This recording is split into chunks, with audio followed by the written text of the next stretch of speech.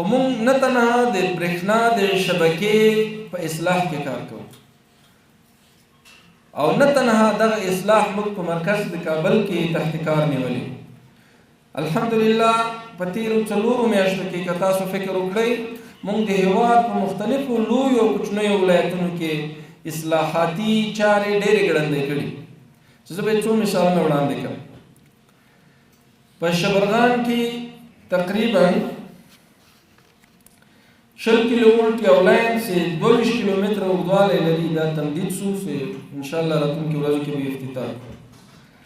همدارنګه 110 کیلو ولټ بل لاین چې 10 کیلومتره اوږدوالی لري او د جرقدوق له سیمې څخه تر شبرغانه پورې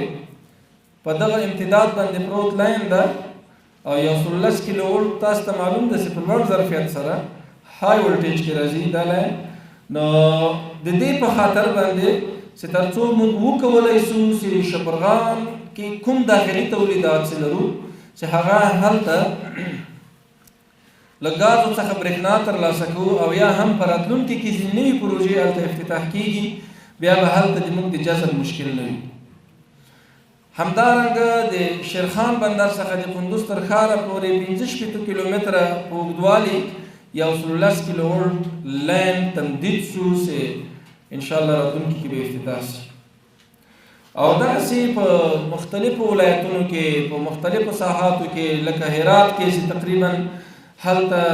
یو لاین له نورالجهاز سب سټیشن څخه تر 24 هوس سب سټیشنه پورې چې په راتلونکي ورځو کې افتتاح کېږي او بل 220 کیلو ولټ لاین له تورغونډۍ څخه تر نورالجهاز سب سټیشن پورې تقریبا 110 کیلومتره مسافې باندې اوږدوالی لري. په راتلونکي نږدې میاشتو کې به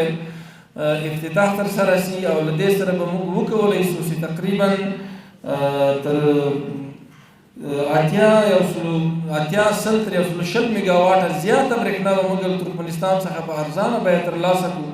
چې تر څو په هرات کې د موږ د صنعتکارانو د موږ د ولس مشکلو سره خلاص